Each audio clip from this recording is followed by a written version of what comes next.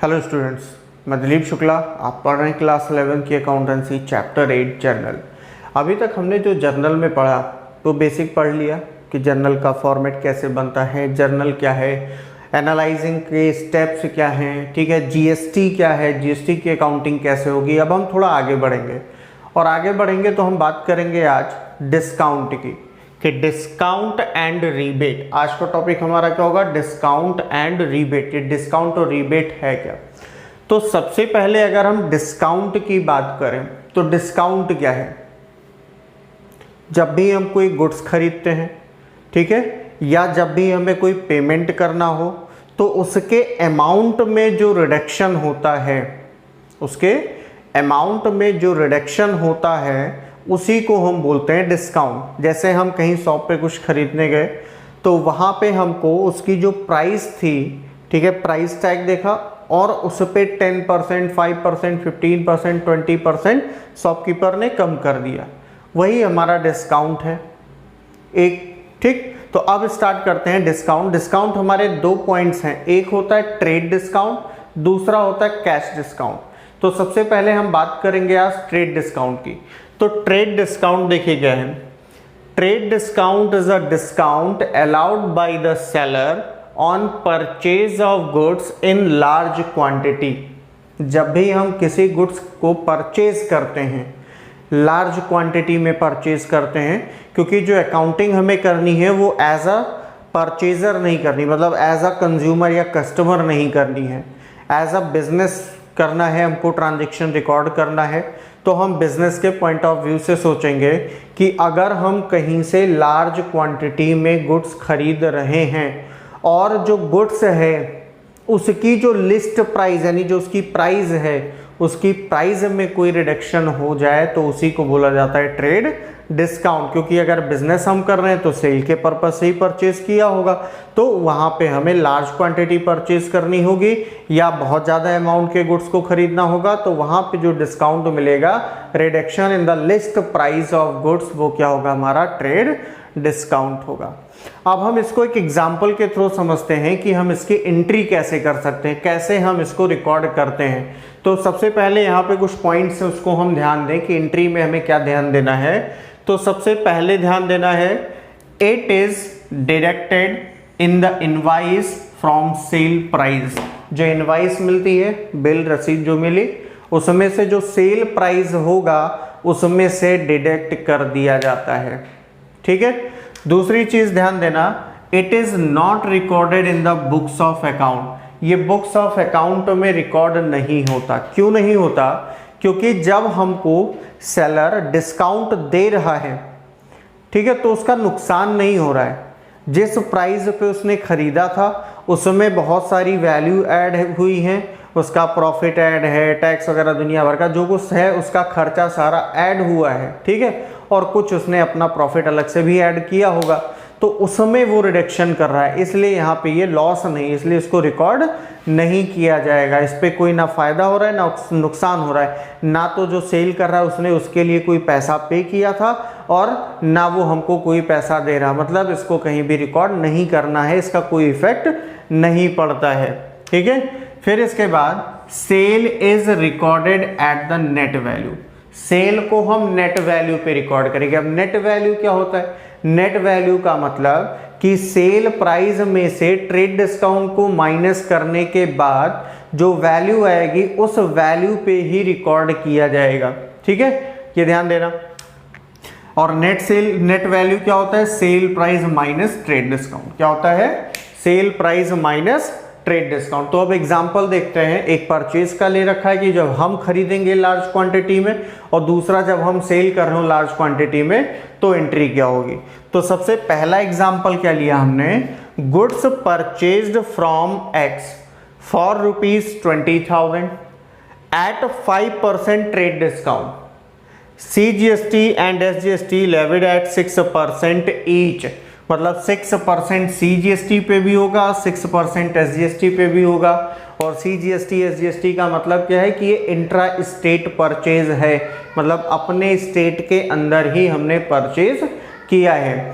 तो हमने यहाँ पे दो तरीके से लिखा है, विदाउट GST और विथ GST। तो विदाउट जीएसटी में जीएसटी को इग्नोर कर देना है, जीएसटी से कोई लेना देना नहीं है। तो सीधी सी बात, हमने गुड्स को किया है परचेज। क्या किया है? परचेज। ठीक है, तो परचेजेस अकाउंट हो जाएगा डेबिट। अब परचेज अकाउंट डेबिट कैसे हुआ, यहाँ पे हम रूल को भी ध्यान दें कि हम क्या कर रहे हैं, गुड्स को परचेज कर रहे हैं। तो रियल अकाउंट के थ्रू हम समझते हैं, उसको गोल्डन रूल भी बोला जाता है, ठीक है, ट्रेडिशनल को। तो गुड्स क्या है? रियल अकाउंट है, एसेट्स, ठीक है, कोई भी एसेट्स है, चाहे वो स्टॉक हो, प्लांट हो, मशीनरी हो, बिल्डिंग हो, गुडविल है, पेटेंट है, ट्रेडमार्क, यानी टैंजिबल इंटैंजिबल कोई भी एसेट्स है, वो रियल अकाउंट है। ठीक है, तो रियल अकाउंट का रूल क्या होता है? व्हाट्स कम इन डेबिट और व्हाट गोज आउट क्रेडिट। जो आएगा डेबिट और उसके बदले जो जाएगा उसको क्रेडिट करेंगे।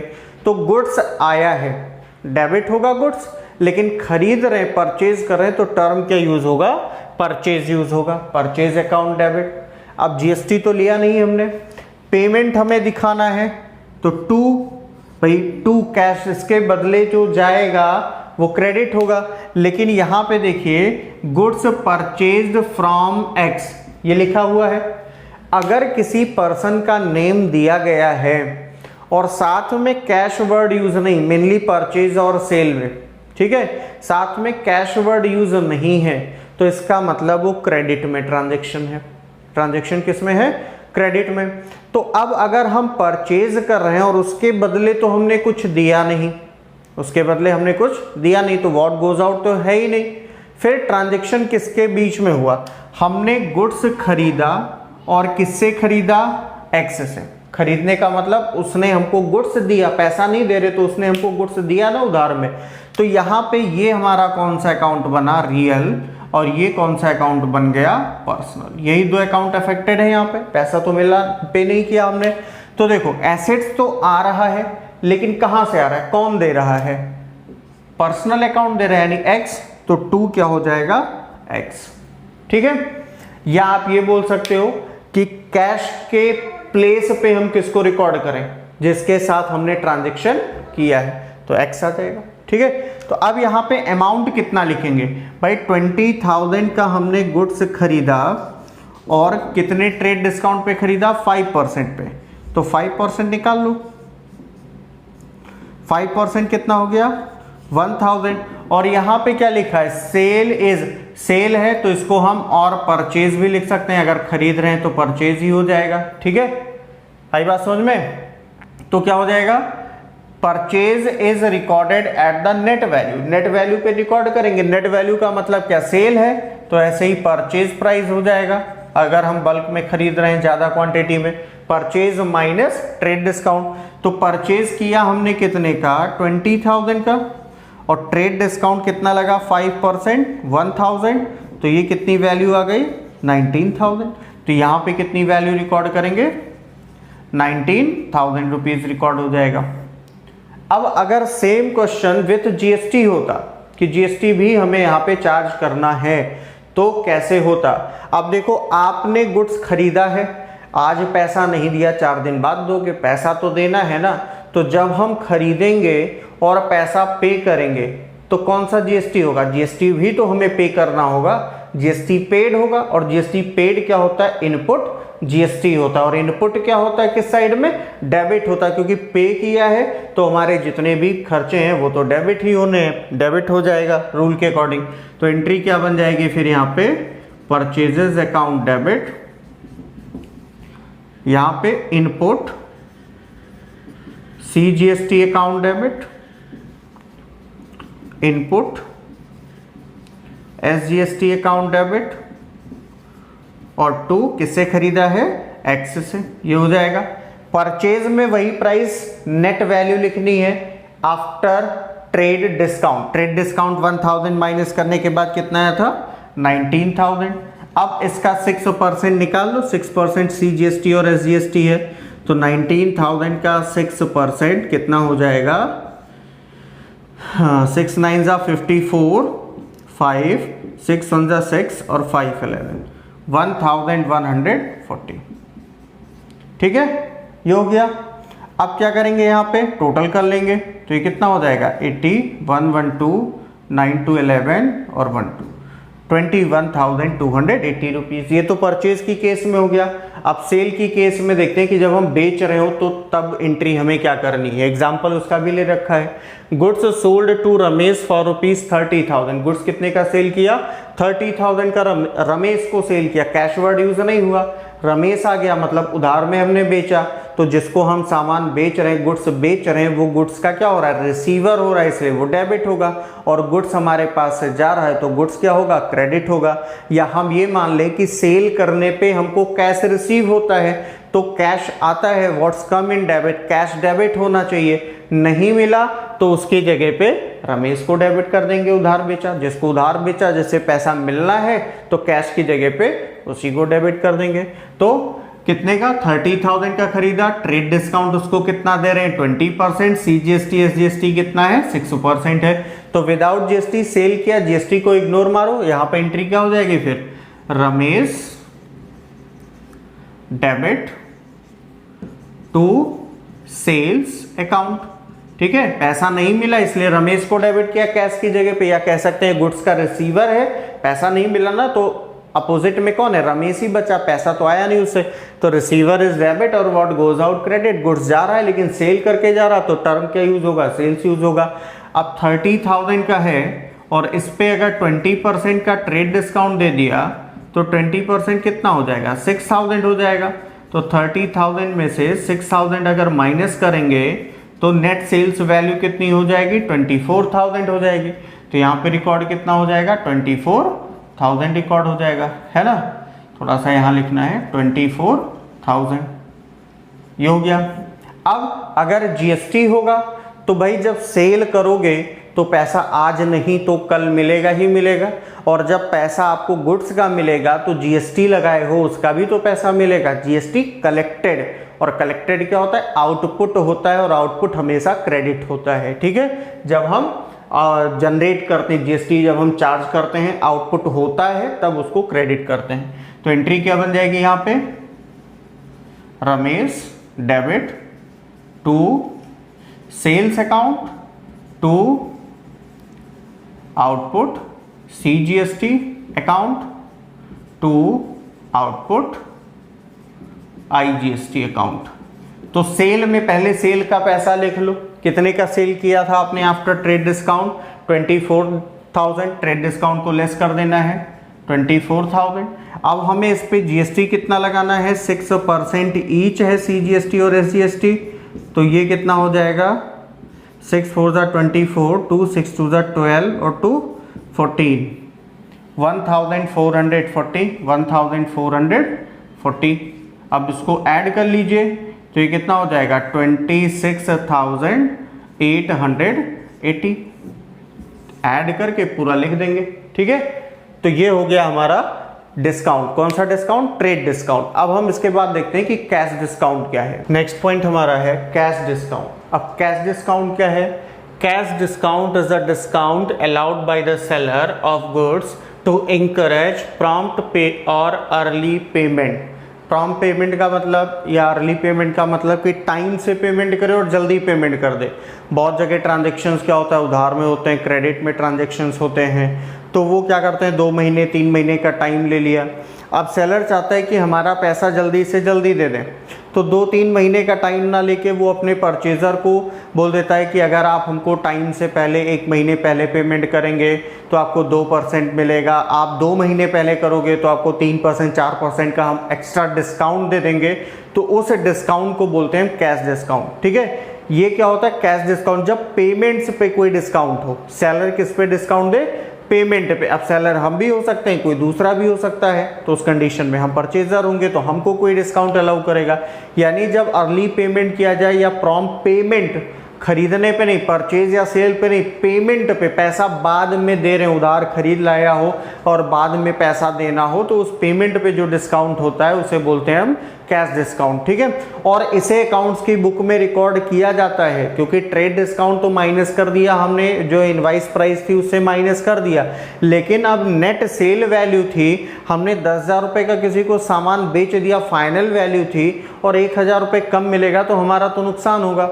और नुकसान इसलिए हो रहा है क्योंकि बाकी हमारा 9,000 रुपये ना डूबने पाए। बहुत सारे कस्टमर ऐसे होते हैं कि वो टाइम से पेमेंट करते ही नहीं है, 10,000 रुपये का उधार लेके एक आदमी चला गया और वो पैसा दे ही नहीं रहा है। अब उससे पैसा निकालने के लिए उसको लालच दिया गया कि भाई चलो हम अपना 10,000 रुपये का नुकसान क्यों सहे, 1,000 रुपये 500 रुपये का नुकसान हो जाए वो ठीक है, लेकिन कम से कम बाकी पैसा तो आ जाए। तो डिस्काउंट दे, एक तरीके से हम उसको लालच देते हैं कि आपको कम पैसा देना और आप हमको पेमेंट कर दो, वो होता है हमारा कैश डिस्काउंट। अब इसको हम अकाउंट्स की बुक में इसलिए लिखते हैं क्योंकि ये हमारा लॉस होता है या हमारा इनकम भी हो, प्रॉफिट भी हो सकता है। लॉस कैसे, जब हम किसी को कैश डिस्काउंट देंगे, किसी से पैसा लेना हुआ और उसको हमने कैश डिस्काउंट दिया तो हमारा नुकसान हो रहा है, तो लॉस है।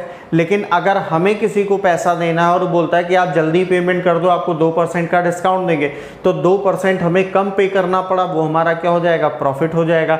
इसलिए इसको हमें रिकॉर्ड करना होता है। अब इसको हम लिखते कैसे, एग्जाम्पल के थ्रू समझते हैं। जैसे एक एग्जाम्पल लिया है, cash paid to X rupees 10,000 and received cash discount at 2%। Cash discount क्या मिला, कितना, 2%। तो पैसा हमने किसको दिया, एक्स को दिया। क्या दिया, कैश दिया, और मिला क्या हमको, रिसीव कैश डिस्काउंट मिला। 3 चीजें आ गई। तो अब हम क्या करें, कैश पेड, कैश क्या है हमारा, कैश तो एसेट्स होता है, रियल अकाउंट, और जो जाएगा रियल अकाउंट के हिसाब से वो तो क्रेडिट होगा, तो कैश क्या हो जाएगा हमारा, क्रेडिट हो जाएगा। पेड टू एक्स, किसको पैसा दिया, एक्स को दिया। एक्स कौन है, पैसे का रिसीवर है, और रिसीवर क्या होता है, डेबिट होता है। रिसीव कैश डिस्काउंट, भाई डिस्काउंट मिलेगा कैश का तो हमारा होगा फायदा। और कोई भी प्रॉफिट या लॉस किस में आता है, नॉमिनल अकाउंट में, और प्रॉफिट क्या होता है, क्रेडिट होता है। बन गई एंट्री, एंट्री बना लो।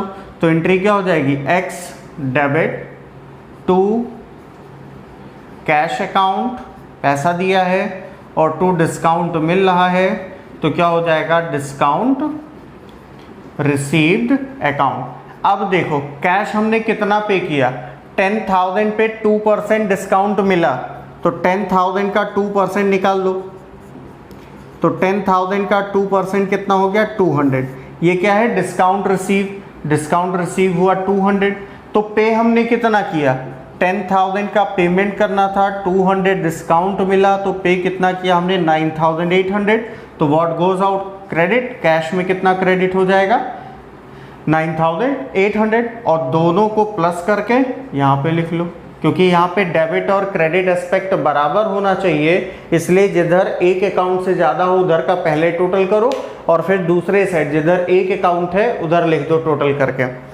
अब दूसरा है कैश पेड टू, यहाँ पे पेड नहीं हो, यहाँ पे रिसीव्ड हो जाएगा, ठीक है, received from Y ₹5,000 and allowed cash discount at 2%। 5,000 रुपये हमको मिलना है किससे, वाई से, ठीक, और उसको 2% उसको डिस्काउंट दे दिया। तो अब एंट्री क्या होगी, यहाँ पे क्या है, कैश, क्या हो रहा है, रिसीव, रिसीव मतलब व्हाट्स कम इन, जो आएगा डेबिट होगा। कहाँ से आया, वाई से आया, वाई कौन है, गिवर, और गिवर क्या होता है, क्रेडिट होता है पर्सनल अकाउंट में। अलाउड कैश डिस्काउंट, अलाउ किया, भाई डिस्काउंट दे दोगे, पैसा कम लोगे तो नुकसान होगा ना, लॉस क्या होता है, डेबिट होता है। बन गई एंट्री, क्या एंट्री हो जाएगी, cash account debit, discount allow किया है तो discount allowed account debit to, कौन गिवर है, who is giver, giver is Y, तो वाई क्रेडिट हो गया। अब कितना पैसा मिला, भाई 5,000 मिलना था, इस पे 2% का डिस्काउंट हमने दे दिया, तो 100 रुपीज़ तो डिस्काउंट में चला गया, तो मिला कितना 5,000 में से 4,900, तो टोटल कितना हो जाएगा इधर 5,000 रुपीज़ हो जाएगा। ये हमारा कैश डिस्काउंट। नेक्स्ट हम देखते हैं, एक आता है पॉइंट रिबेट। अब रिबेट क्या है, rebate is also reduction in the price of goods, ठीक है, वो भी गुड्स की प्राइस में रिडक्शन ही है, जैसे ट्रेड डिस्काउंट था उसी तरीके से ये भी रिडक्शन ही होता है। बट डिफरेंस इतना होता है कि जिस रीज़न से ट्रेड डिस्काउंट दिया गया उस रीज़न से रिबेट नहीं दिया जाता है। अब ट्रेड डिस्काउंट किस रीज़न से देते हैं, या तो लार्ज क्वांटिटी में खरीदा हो या तो बहुत ज़्यादा अमाउंट का गुड्स खरीदा हो तब हम देते हैं ट्रेड डिस्काउंट। उसके अलावा कोई रीज़न होगा, जैसे ख़राब क्वालिटी का चला गया गुड्स, ठीक है, या जो है जो मांगा था, डिमांड किया था जिस गुड्स का, उसके बजाय कुछ और हमने भेज दिया, ठीक, कुछ डिफेक्टिव गुड्स भेज दिया, तो ऐसे गुड्स भेजने पे जब डिस्काउंट दिया जाता है, क्योंकि भाई ख़राब सामान 100 रुपये का सामान अच्छा आता है और तुमने उसके बदले ख़राब सामान भेज दिया तो वो 100 रुपये का थोड़े हुआ, वो तो ख़राब क्वालिटी का है, तो उससे तो 50 रुपये का, 60 रुपये, 70 रुपये का हुआ। तो जो पैसा का डिफरेंस आता है क्वालिटी की वजह से या किसी और रीज़न की वजह से कि ख़राब हो गया था, टूटा फूटा भेज दिया हमने, या जो मांगा था उसके अलावा कुछ और ही भेज दिया हमने, तो वहाँ पे डिस्काउंट दिया जाता है, उसको बोलते हैं हम रीबेट। ये हमारा रिडक्शन ही होता है और यहाँ पे जीएसटी आता है, क्योंकि भाई अगर आपको गुड्स दिया जा रहा है तो गुड्स पे आपने जीएसटी पे कर रखा है, लेकिन जब आपको डिस्काउंट दिया गया, गुड्स की प्राइस को कम किया गया, तो जितना घटाया गया था उसके बाद ही तो जीएसटी लगेगा, तो उतने पे आपको जीएसटी भी नहीं देना है, वो भी आपका क्या हो जाएगा, रिवर्स हो जाएगा। यानी अगर आपने पे कर रखा था, इनपुट था डेबिट, तो अब इनपुट क्या हो जाएगा, क्रेडिट हो जाएगा। अगर आपने जीएसटी लिया था तो आपको वापस करना पड़ेगा, यानी लिया था तो आउटपुट क्रेडिट था, अब आपको आउटपुट डेबिट करना है। तो जीएसटी, विदाउट जीएसटी और विद जीएसटी दोनों देखते हैं। एग्जाम्पल दे रखा है, क्या दिया, rebate is also a reduction in value of goods sold allowed by the seller of goods but for the reason other than for which trade discount is allowed. Reason अलग होगा।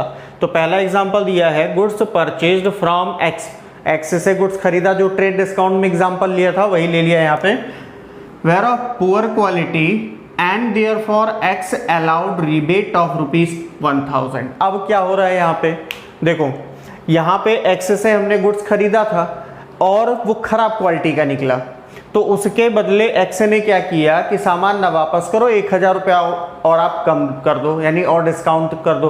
तो ऐसे कंडीशन में एंट्री क्या हो जाएगी, ऐसे condition में एंट्री क्या होगी, तो एंट्री ये हो जाएगी कि आपको रीबेट मिल रहा है, आपको क्या हो रहा है, रीबेट मिल रहा, हमें रीबेट मिला तो हमारा फायदा है, ठीक है। तो एंट्री हम क्या करें यहाँ पे, तो देखिए क्या हो जाएगा यहाँ पे, एक्स डेबिट और टू रीबेट कितना, 1000। अब देखो यहाँ पे रीबेट क्रेडिट क्यों हुआ, क्योंकि एक्स ने अलाउ किया, किसको अलाउ किया, हमको अलाउ किया ना, हम ही ने तो खरीदा था, तो डिस्काउंट हमको मिलेगा, रीबेट हमें मिलेगा, हमारा होगा फायदा, तो रीबेट हो गया क्रेडिट। प्रॉफिट क्या होता है, क्रेडिट होता है, ठीक है। और अगर रीबेट का, ठीक है, गिवर कौन दे रहा है रीबेट, हमको एक्स दे रहा है, तो एक्स हो जाएगा यहाँ पे डेबिट। अब अगर विथ जीएसटी यही क्वेश्चन करें तो एक्स डेबिट हो जाएगा, रीबेट हो जाएगा क्रेडिट, और टू साथ में जीएसटी भी क्या हो जाएगा, रिवर्स हो जाएगा, input C GST to input S GST, ठीक है। मान लेते हैं कि जीएसटी कितना था वहाँ पे, 6% ईच था, तो 6% ईच यहाँ भी हो जाएगा, 1000, 60, 1120, ये हो गया। अब अगर गुड्स सेल हमने किया तो हम अपने कस्टमर को रिबेट अलाउ करेंगे, हम देंगे तो हमारा होगा नुकसान, कितने का, goods sold to Ramesh were of poor quality and therefore rebate allowed to him 1500 का रिबेट दिया। अब रिबेट है हमारा लॉस, तो लॉस क्या होगा, डेबिट होगा, तो रिबेट हो जाएगा डेबिट, रिबेट अकाउंट क्या हो जाएगा, डेबिट हो जाएगा, ठीक है। और टू रमेश, ठीक है, टू क्या हो जाएगा, रमेश हो जाएगा, ठीक है। अब यहाँ पे ये तो विदाउट जीएसटी था, अब विथ जीएसटी क्या होगा भाई, जब हमने सेल किया था तो जीएसटी क्या था, जीएसटी क्या हुआ था, आउटपुट क्रेडिट हुआ था, वापस करना है तो जैसे लिया वैसे ही वापस कर दो, उसमें चेंज क्या करना, तो आउटपुट क्या हो जाएगा, डेबिट हो जाएगा।